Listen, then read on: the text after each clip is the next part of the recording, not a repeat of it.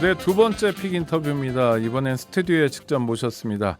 하헌기 전 민주당 상근 부대변인입니다. 어서 오십시오. 예, 안녕하세요. 하헌기입니다. 네, 국민의힘 뭐 사정도 들어봤는데 민주당은 그래도 뭔가 전열을 가다듬고 진영이 갖춰지는 모습입니다. 지난 일요일에 전당대회가 있었죠? 네, 모두가 예상한 대로 이재명 당대표 체제가 열렸고요. 네. 최고위원 같은 경우에도 대체로 친 이재명 인사라고 분류되는 분들이 압도적으로 다 들어가서 이제 슬슬 좀 혼란스러웠던 당을, 그러니까 시스템적으로는 이제 비대위였기 때문에 저희도 이제 좀 전열을 가다듬을 준비를 하고 있는 중입니다. 그러니까 3월달에 대선 패배 이후에 예.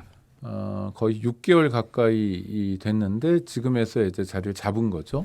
예, 사실 그 동안에 두 번의 비대위가 있었고 네네. 그 비대위에서 사실 선거도 큰 선거를 한번 패배했죠. 그걸 패배했고, 그렇죠. 지방선거, 대선 둘 다 졌죠. 예, 네. 저희가 지금의 국민의힘만큼은 아닐지 몰라도 저희도 시끄러웠습니다. 이래저래 엄청 시끄러웠기 때문에 그거를 이제 전당대회를 통해서 민주적 절차를 통해 선출된 이 그 체제에서 좀 정돈이 되지 않을까 싶습니다. 제가 시끄럽다고 표현한 부분은 뭐냐면 뭐 친 이재명계 뭐 반명 이래가지고 시끄럽지 않습니까? 네네. 저희도 권력 투쟁, 뭐 당권 나오면 투쟁, 안 된다. 뭐 예, 이런 얘기들이 많았죠. 많았는데 네.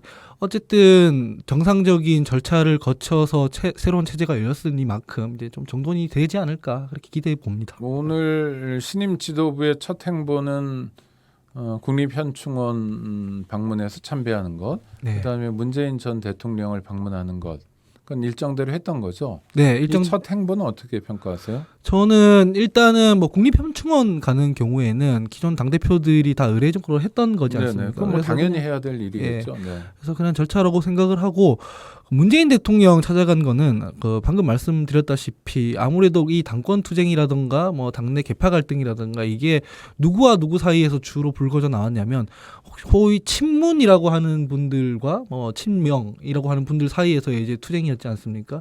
이런 부분들에 대해서 이제 새로운 당 대표가 되었으니만큼 통합적인 행보를 또 해 나가야 되기 때문에 제일 상징적인 분이라 할 수 있는 그 문재인 대통령을 찾아가서 우리는 다 친문이었지 않느냐라는 어떤 메시지를 낸 게 아닌가 싶습니다. 그럼 하헌기 부대변인은 오늘 방문을 긍정적으로 평가하시는 거군요. 예, 뭐 이걸로 끝낼 수는 없는 노릇이지만 저희가 뭐 전당대회에서 77.77%라는 득표율을 얻었음에도 불구하고 투표율로 보면은 뭐 이거를 별로 중요하게 생각 안 하시는 분들도 계시겠지만, 예, 지난 전당대회에 비하면 낮은 건 사실입니다. 이건 팩트인 것이고 그 중에서도 호남 같은 경우에는 더 낮았거든요. 이런 분들이 적극적으로 전당대회에 참여하지 않았다는 것, 이것은 아무래도 이재명 당대표를, 당시 이재명 후보를 지지하지 않았기 때문이라고 해석할 수밖에 없지 않겠습니까? 뭐 또 재미가 없어서 그럴 수도 있죠. 뭐 이렇게 흥미진진하면 아니 경쟁이 치열하거나. 예, 그런 면모도 있지만은 어쨌든 지금 이재명 대표라는 사람은 지난 대선 때 0.73%포인트로 간발의 차이로 패배한 그렇죠. 분입니다. 그래서 민주당의 최대 자산이라고 지금 평가되는 분인데 그럼에도 불구하고 당내에서는 뭐 이제 좀 쉬어야 한다라는 말부터 해서 많이 나왔지 않습니까? 근데 이게 지금 정당성을 가지고 적극적으로 지지를 한다 그러면은 참여를 해서 이제 당원들의 의사표시를 했을 텐데 그러지 않았다는 말이죠. 그러면 이재명 당대표로서는 이런 부분들까지도 같이 챙겨 나가야 된다, 그렇게 볼 수 있는 거죠. 그래도 지지율이 이 득표율이죠. 77.77 이것도 숫자가 재밌는데요. 7이 7개나 나와서 상당히 높은 득표율인 건 맞죠. 역대 최고라고 하더라고요. 역대 최고요? 예전에 네. 뭐 김대중 총재 이럴 때보다도 훨씬 더 높다고 하더라고요. 김대중 총재 때보다 예, 높다면 그때도 뭐 70%대까지 나왔다고 그래요? 하는데, 되게 이례적인 거네요. 예, 그때 당시보다 더 높았다고 하고, 일단 총론으로는 네. 한 번 더 재신임을 받았다고 저는 평가할 수 있을 것 같고요. 수락 연설에 보면 이재명 대표께서 이렇게 얘기를 합니다. 제일 첫 문장에 대선 패배에 가장 큰 책임이 있는 저를 다시 지지해 주셔서 감사하다라고 해요. 그래서 인정하는 거군요. 예, 일단. 이제 당신께서 본인이 이제 책임이 있다는 거를 알기 때문에 그런 부분들을 어떻게 감안해서 지도부를 운영해 나갈 것인가를 주목해서 볼 필요가 있다, 이렇게 봅니다. 지금 흔히 얘기하는 친문 세력, 네. 과거에 문재인 대통령이 집권하던 시기에는 뭐 친문 세력이라고 할 수 있는데 네. 지금도 민주당 안에 친문 세력이라고 할 만한 분들이 계신 건가요? 어떤 건가요? 친문이라고 하기보다는요. 네. 조금 더 디테일하게 설명을 드리자면 사실상 민주당의 지난 정부 때까지는 다 친문이었습니다. 개파 갈등이란 게 없었지 않습니까? 그렇죠. 네, 사실상 다 친문이었던 거고 그때는 문재인 대통령께서 대통령을 하고 있었기 때문에 문재인 대통령 중심으로 그게 구심점이 될 수 있었던 거고요. 지금은 문재인 대통령이 정치를 이제 그만두지 않습니까? 직업으로서의 정치는. 네. 그렇기 때문에 이재명 대표라는 구심점으로 새로 모였기 때문에 이제 그 당원들이 글로 모이는 것이지 사실상 친문 친명 분화라고 하기에는 되게 애매합니다. 그러면은 그 갈등은 어디서 나왔느냐 하면 이낙연 대표를 지지했던 분들이에요. 친 이낙연계냐, 친 이재명 계냐의 차이는 존재한다. 예, 사실상 그래서 왜 대선 때 보면 명락대전 뭐 이런 표현 많이 네, 썼지 네, 않습니까? 그래서 그렇게는 나눌 수 있을 것 같은데 친문이랑 뭐 친명이랑 나눠졌다? 이거는 제가 봤을 때는 정확한 표현은 아닌 것 같습니다. 이제 근데 이낙연 전 총리 또 전 대표의 경우에는 지금 한국에 있지도 않고 네. 물론 뭐 정치 활동을 하는지는 모르겠지만 뭐 그 유의미한 어떤 친 이낙연계라는 흐름을 형성하고 있는 건 사실인가요? 저는 뭐 그렇게 많지는 않다고 저는 생각을 네네. 하고 있는데요. 그래도 몇몇 분들이 있으니까 실제로는 그분들 같은 경우에는 뭐 친이낙연계로 지금은 불리기보다는 뭐 비명계, 네. 뭐 반명 이렇게 불리긴 했었는데요. 전당대회 시즌까지는.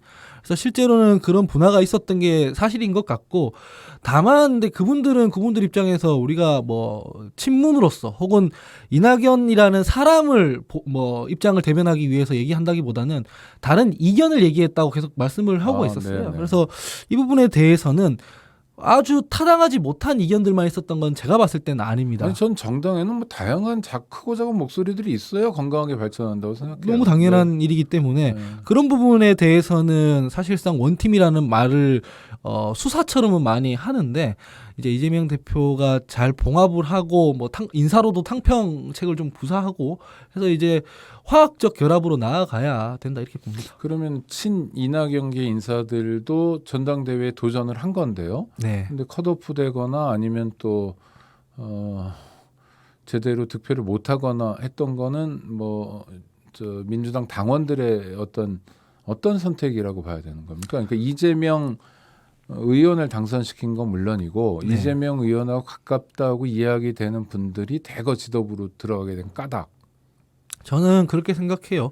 이재명 대표 이외에는 사실 대안이라고 할 수 있는 분들이 당원들 입장에서는 안 보였다. 네. 또 생각을 하고 사실상 지금 대권 주자로서도 이재명 대표가 유일하지 않습니까?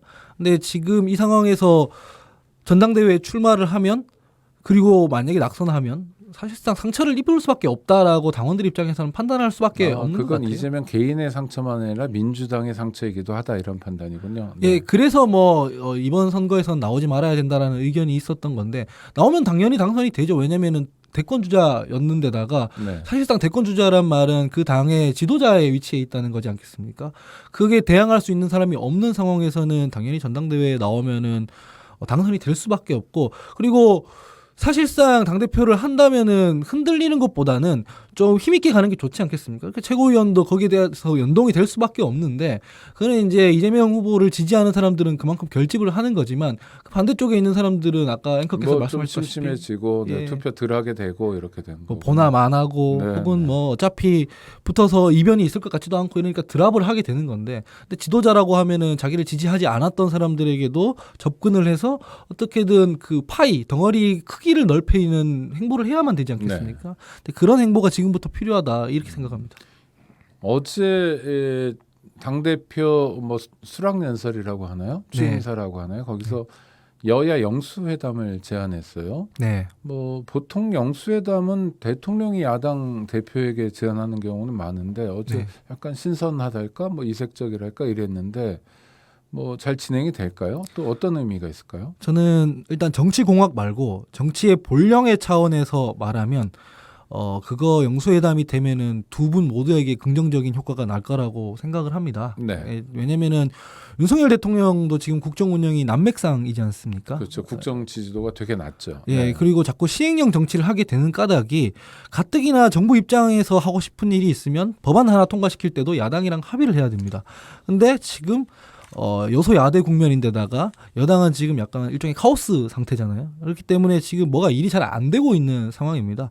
이런 상태에서는 두 지도자가 만나서 대선 때 했던 공통 공약 같은 것들을 추진하자 이런 합의도 나오고 협치의 모습을 보여주면 대통령 입장에서도 하고 싶은 것들에 대한 힘을 좀 받을 수 있고 정돈이 되니까 좋은 거고 이재명 대표 입장에서도 야당이지만 그럼에도 불구하고 성과를 내니까 좋고 이렇게 되는 거죠. 그러니까 국정의 동반자가 되는 거죠. 그러니까 네. 국민의 입장에서 생각을 해보면 그런 성과를 내는 게 무조건 좋은 거라고 저는 생각을 해요. 그래서 내려면 의회에서 어차피 법안이 통과가 돼야 되는데 그러면 이런 상황에서는 영사회담을 통해서 우리가 국회에선 이런 법안 이런 것을 뒷받침해 줄 테니 행정부에서는 이런 부분을 집행하자 해서 국민들에게 도움이 되는 방향으로 가면 좋죠. 네. 그러나 우리는 언제나 여기서 정치공학적인 면을 해석할 수밖에 없지 않겠습니까? 아니 또 그런 것도 있지만 더하기 빼기도 해야 되는 게 이를테면 행안부 경찰국 설치를 시행령을 했잖아요. 네. 민주당 입장에서는 그걸 좀 바꾸고 다른 면에서 협치를 하자 이렇게 누가 대표가 돼도 주장하지 않을까요? 근데 이재명 대표 같은 경우에는 뭐 수락 연설도 그렇고 그 전에도 얘기를 했듯이 공통 공약들이 있으니 네. 대선 때 후보들 공통 공약들이 있으니 그런 것들은 좀 합의가 빨리 되지 않겠느냐 이런 것부터 처리를 하면서 이견이 있는 것들은 뭐 싸울 건 싸우고 네, 다퉈보더라도. 절충할 건 네. 절충하더라도 성과부터 내서 국민부터 챙기자라는 게 이제 입장이기 때문에 이런 것들은 여당에서도 좀 통 크게 받으면은 더 좋을 수 있죠. 다만 이제 정치공학적으로는 윤석열 대통령은 별로 이거 받기 싫을 거예요. 왜냐면은 이재명 대표 본인은 이제 이게 대통령과 자기가 비슷한 체급이다. 내가 야당의 지도자로서 이제 뭐 상대를 한다. 네. 이런 의중이 깔려 있지 않겠습니까? 근데 그런 의도가 깔려 있는 상태라면 윤석열 후보 입장에서는 지금 가뜩이나 지지율이 떨어지는 상태에선 야당 지도자한테 스포트라이트를 주기가 싫을 수 있죠.